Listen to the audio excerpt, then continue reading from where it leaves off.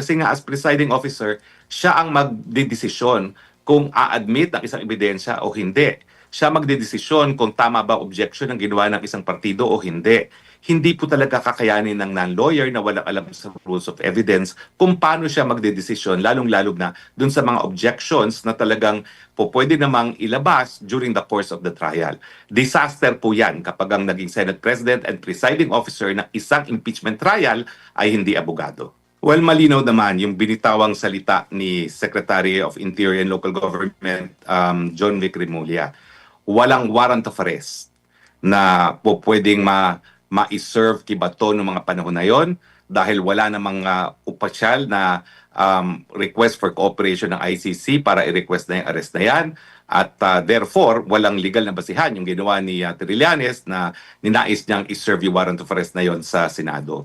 So, nanggaling na yan kay Secretary of Interior John Vic Remulla. So, kung walang legal na warrant of arrest na po pwedeng ma-serve kay Bato de la Rosa noong mga panahon na yon, wala ring krimen para kay Senator Bato na umalis ng Senado. Opo. Dito po tayo, nag-resurface po ngayon, attorney, di ko lang alam kung nakikita mo sa Facebook din. Nag-resurface din yung mga pahayag ng kauna-unahan yatang naging ICC justice or judge yata si dating si late Senator Miriam Defensor Santiago, at ipinaliwanag niya yung role ng ICC patungkol sa pagiging court of last resort at yung issue or principle ng complementarity po, attorney. Mayroon niyo po bang maipaliwanag ito ng husto? Bakit hindi kayo tinatakil ito? Nagre-resurface sa mga mismong official Facebook at saka yung mga lumalabas yung mga video na nagpapaliwanag po si Senator Miriam Defensor Santiago, attorney.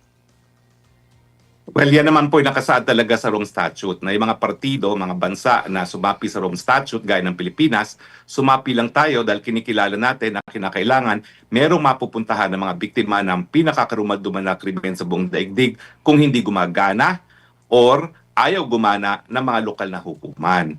So, hindi nila talaga intensyon na gawing court of first instance ang ICC only if local courts are unable or unwilling. Kaya nga po itong ginagawa ng ICC na ang ating mga hukuman naman ay bukas, ito po talaga ay paglabag sa prinsipyo ng complementarity and therefore paglabag din sa soberenya ng mga malalayang mga bansa. Opo. Dito naman po tayo sa issue po dyan sa Senado naman po, 13-11, 13 majority, ang minority ata umabot na sa 11, attorney. Pero nandyan pa rin yung laging halos everyday ata, no? Nagkakaroon ng sinasabi, magkakaroon ulit ng coup. Ano nakikita nyo ang epekto nito pag hindi pa nag-move on? At ano din ang palatandaan na bakit ito nangyayari po, attorney? Ito ba may kaugnayan sa impeachment? May kaugnayan doon sa meron bang takot na maimbestigahan muli ang flood control projects at iba pang mga issue po, attorney? Tatlong dahilan kung bakit importante ang Senate President, no?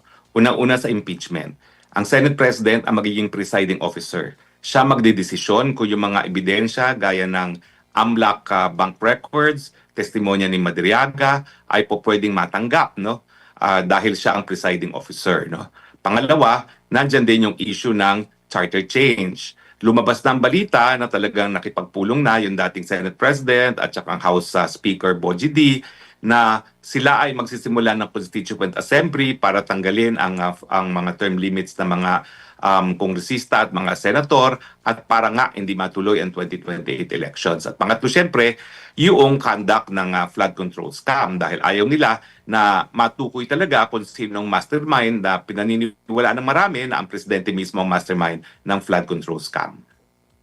Opo. Meron namang pahayag po ang yung dating Senate impeachment spokesperson na sinasabi niya na nakikita niya isa din sa dahilan kung bakit napalitan din ang Senate President na si Tito Soto ay sa pagiging kulang ng kaalaman dito, considering hindi siya abogado at napaka-crucial itong ganitong klase ng kaalaman lalo na sa pag-handle po ng impeachment trial po, attorney. Ano sa tingin niyo?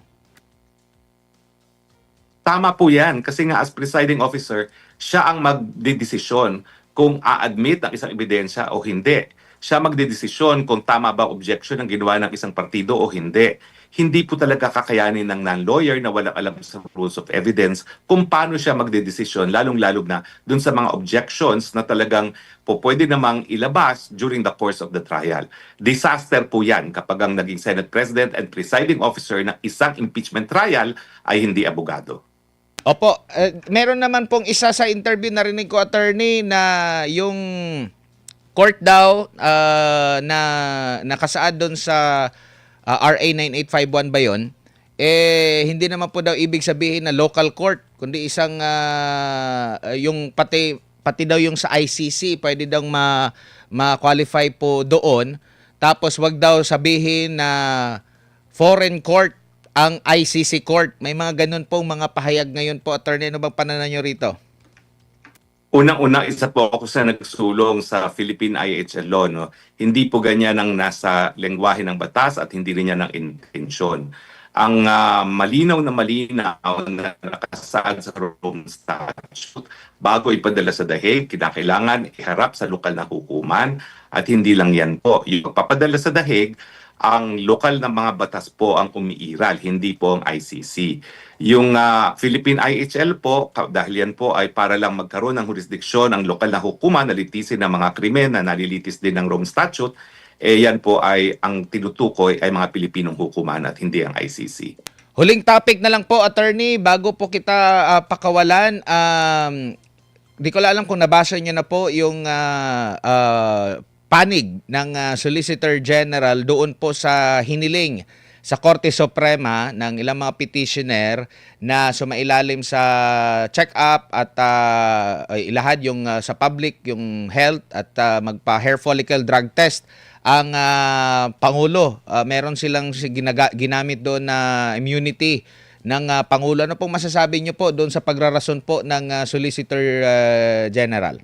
Well, itong karapatan po na malaman ng taong bayan ang kalagayan ng Pangulo kapag mayroong malubhang karamdaman ay bagong karapatan na nabuo sa 1987 Constitution dahil itinago ng Marcos Sr., yung diktador, yung kanyang kalusugan na meron na pala siyang malalang lupus, hindi na namumuno, naroon pa rin sa tanggapan ng presidente. No?